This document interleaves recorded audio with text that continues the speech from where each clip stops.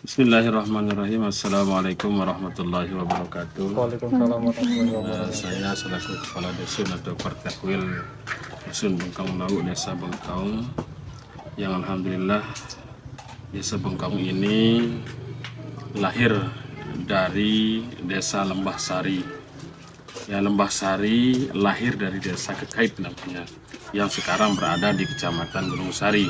Kekait mekar menjadi Desa Lembah Sari. Nah, kami dulu berdesa di Lembah Sari, Bengkaung ini.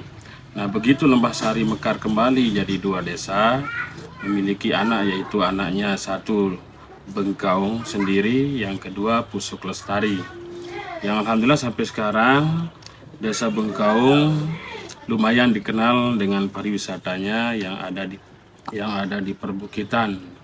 Salah satunya ada namanya Taman Langit, ada Puncak, ada Jendela Laut, dan banyak lagi yang lain-lain yang mungkin saya sebutkan satu persatu, yang notabene-nya akan tetapi wisata-wisata ini dimiliki oleh orang luar, bukan pemilik atau dari pemerintah itu sendiri yang di Desa Bengkaung. Ya, alhamdulillah sepanjang perjalanan berkembangnya Desa Bengkaung dengan wisata, kita selalu saling mensupport, saling mendukung dengan pengusaha-pengusaha yang terlibat di dalamnya, baik itu Trigona Park, budidaya trigona atau madu, yang kerjasama dengan pengelola taman wisata yang ada di Desa Bengkaung. Alhamdulillah Bengkaung kelihatan sampai sekarang ini masih seperti ini. Mudah-mudahan ke depan semakin maju lagi. Sedikit itu aja yang bisa saya sampaikan. Terima kasih. Sekian. Assalamualaikum warahmatullahi wabarakatuh. Bismillahirrahmanirrahim. Assalamualaikum warahmatullahi wabarakatuh. Saya Saiful Nazar, saya selaku kasih pemerintahan di pemerintahan Desa Bengkaung, Kecamatan Wilayah Kabupaten Lombok Barat. Dalam hal ini akan memberikan pendapat atau pandangan terhadap pertanyaan dari adik-adik mahasiswa terkait dengan pariwisata yang ada di Desa Bengkaung. Ya. Dari sisi ekonomi, seperti yang saya sampaikan tadi di depan di pendahuluan itu, bahwa kalau dampak positifnya semakin banyak jenis usaha yang ada di wilayah-wilayah tadinya kosong yang sekarang menjadi lokasi pariwisata. Kemudian bisa juga membuka lapangan usaha bagi warga-warga setempat. Contoh misalnya kayak produksi unggulan kami, madu trigona, itu bisa sambil orang lalu lalang yang pergi ke Taman Langit, ke Pesona Nusantara, itu bisa sambil di jalan itu bisa mampir ke lokasi-lokasi sentra pariwisata seperti madu trigona itu. Kalau dampak negatifnya banyak terjadi kecelakaan. Karena memang rutenya agak terjal, kemudian potensi kriminal juga banyak karena jalur ini menjadi jalur tembusan ke wilayah Kecamatan Batu Layar dengan desa yang lain. Jadi jelas kalau lokasi perkumpulan manusia yang baru itu jelas tetap ada dampak positif dan negatif dari sisi ekonomi. Nah, itu saja mungkin kalau dari sisi ekonomi.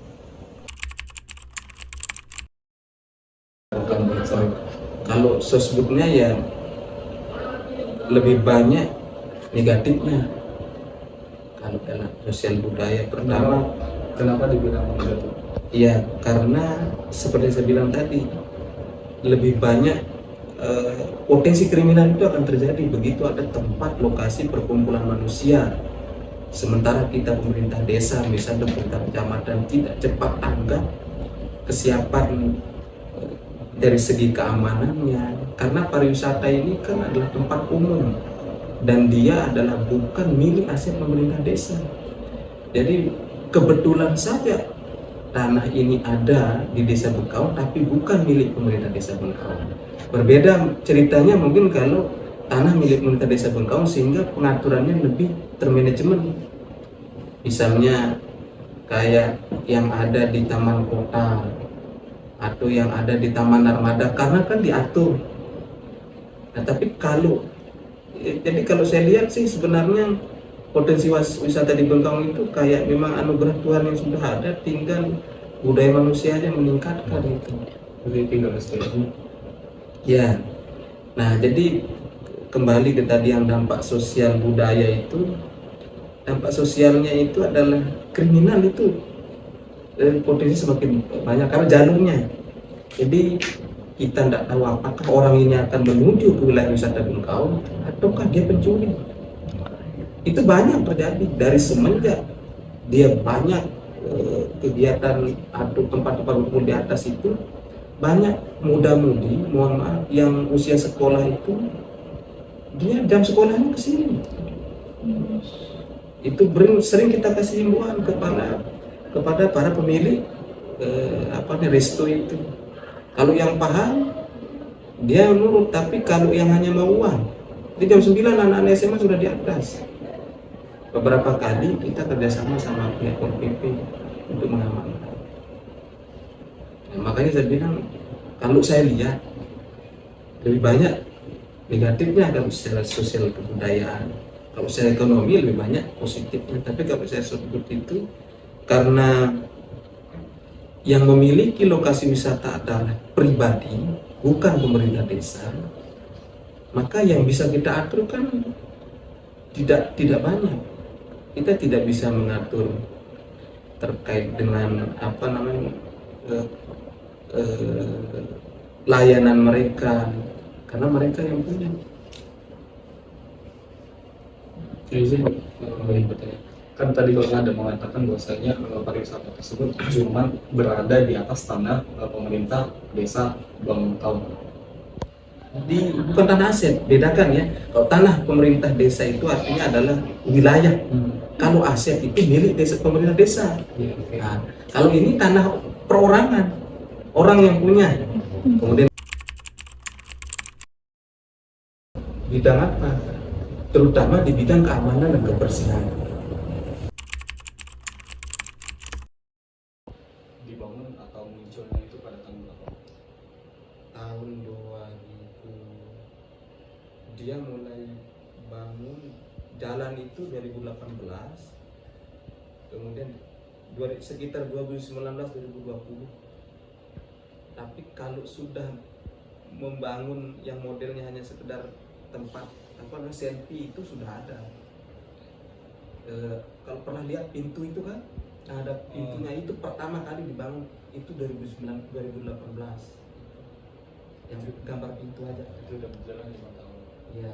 Kembali lagi ke kemungkinan izin akses jalan menuju ke pariwisata itu Bagus, udah bagus. bagus tapi terjal. Bagus dalam artian dia hotmix lebih bagus di sana dibanding di bawah ini, akses ke atas. Tetapi jalurnya itu terjal. Berapa ya? 100 meteran. Ada yang tanjakan begini itu 400 meter. Yang paling sering terjadi kecelakaan. Sering satu tahun itu 5, 10, 15 orang yang mati di sini kecelakaan itu. Padahal itu kadang lewat, tapi dikatakan ke taman langit, nah kayak begitu. Dia tidak taman langit, dia lewat. Karena dia kan lolos ini.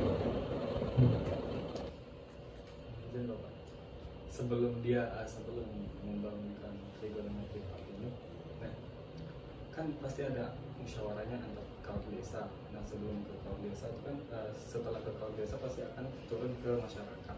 Nah, kenapa sekarang? Apakah ini udah dibangun? Sudah.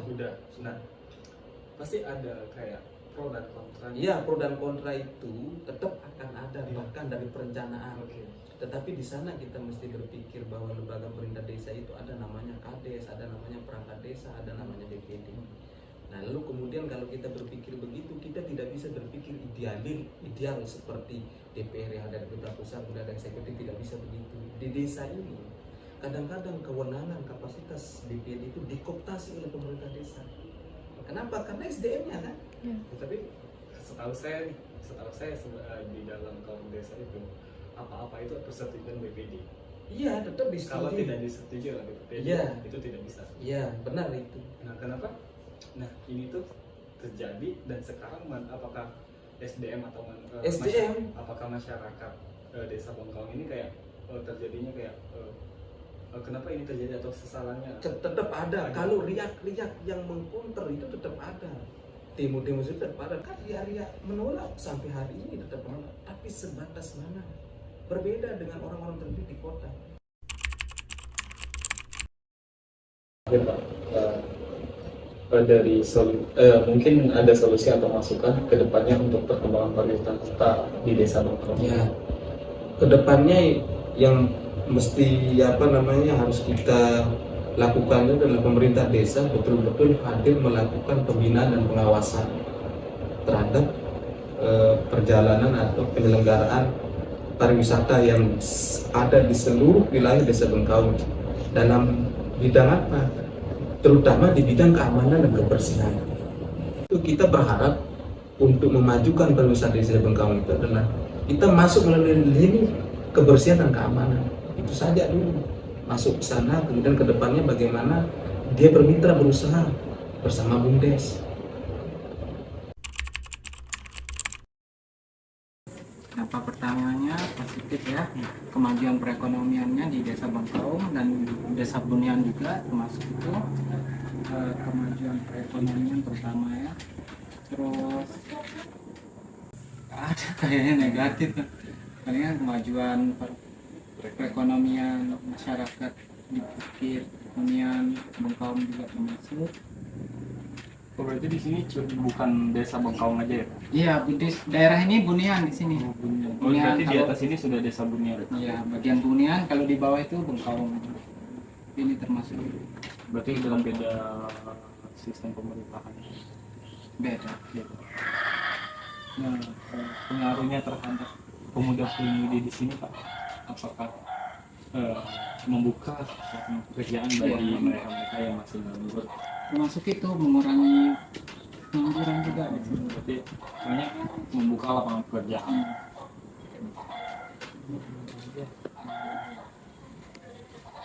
Dan ini Pak,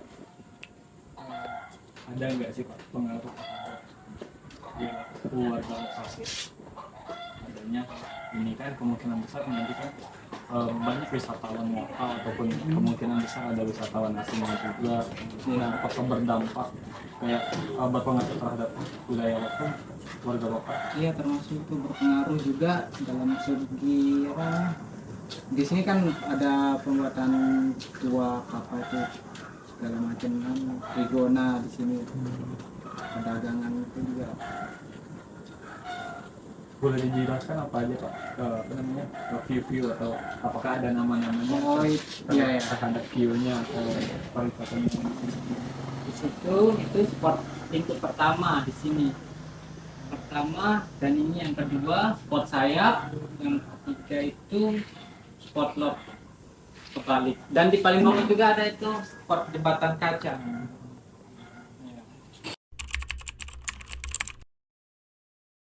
Ya, karena itu tanjakan terlalu curam jadi kendala dan juga itu bisa buat apa namanya takut orang-orang gitu kalau jalannya terjang kan.